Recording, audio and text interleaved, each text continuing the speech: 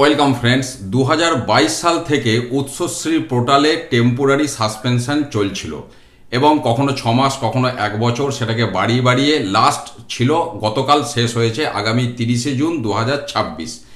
এই যে টেম্পোরারি সাসপেনশনের সিলসিলা যেটা চলছিল, কারণ হিসাবে দেখানো হয়েছিল স্কুল সার্ভিস কমিশনের যে অনগোয়িং রিক্রুটমেন্ট, সেটা টিচিং এবং নন টিচিং স্টাফের যে রিক্রুটমেন্ট প্রসেস, তার সাথে প্যারালালি যদি ট্রান্সফার প্রক্রিয়াটাও চালু থাকে তাহলে একটা ডিস্টার্ব হওয়ার সম্ভাবনা হবে, সেটাকে কারণ দেখিয়ে টেম্পোরারিলি সাসপেনশনটা চলছিল।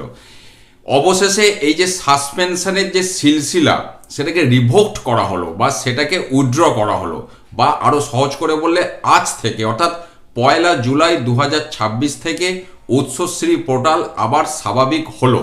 অর্থাৎ প্রাথমিক, মাধ্যমিক, উচ্চ মাধ্যমিক বিদ্যালয়ের শিক্ষক শিক্ষাকর্মী সকলেই উৎসশ্রী পোর্টালের মাধ্যমে যে ধরনের ট্রান্সফার প্রক্রিয়ার কাজ চলে, সেটা মিউচুয়াল ট্রান্সফার বা জেনারেল ট্রান্সফার, সব রকমের জন্যই এবার আবেদন করতে পারবেন।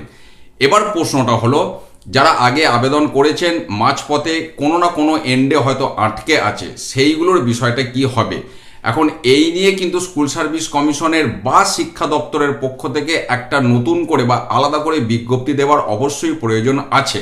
অর্থাৎ যেগুলি ডিআই এন্ডে আটকে আছে বা স্কুল সার্ভিস কমিশনের এন্ডে আটকে আছে, তাদের উদ্দেশ্যে এবার একটা অর্ডার বের করা দরকার যে যেগুলো যে পথে বা যে জায়গায় আটকে আছে সেই জায়গা থেকে যেন সেগুলো আবার প্রসেসিং শুরু করা হয়, বা সেই সম্পর্কে যদি ভিন্ন কোনো চিন্তাভাবনা শিক্ষা দপ্তর বা স্কুল সার্ভিস কমিশন করে, তাহলে সেটাও বিজ্ঞপ্তি দিয়ে জানিয়ে দেওয়া উচিত যে না, সেগুলো সব ক্যান্সেল করে দেওয়া হলো, আবার সব নতুন করে করুক। কাজে যেটাই করবে একটা স্পষ্টীকরণের দরকার আছে, অন্তত যেগুলো অনগোয়িং বিষয় ছিল। তার কারণ যে অলরেডি আবেদন করেছে সে তো সেইটা না ক্লিয়ার হলে নতুন করে আবেদন করতে পারবে না। এই ধরনের সমস্যার মুখোমুখি কিন্তু অনেকেই হবেন। আমি জানি আপনারা অনেকেই এই প্রশ্ন করবেন।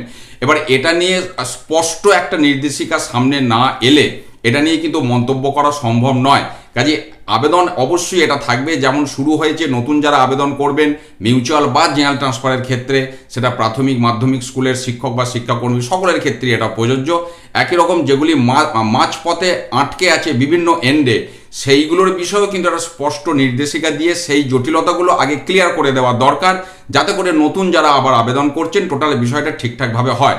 তো যাই হোক, প্রায় 4 বছর পর উৎসশ্রী আবার স্বাভাবিক ছন্দে ফিরে এসেছে। এটা অবশ্যই একটা আনন্দের খবর। যারা দীর্ঘদিন ধরে বা বহু দূরে চাকরি করছেন, তারা আবার নতুন করে সুযোগ পাবেন ট্রান্সফার নিয়ে কাছাকাছি আসার। আপনাদের সকলের জন্য শুভেচ্ছা রইল।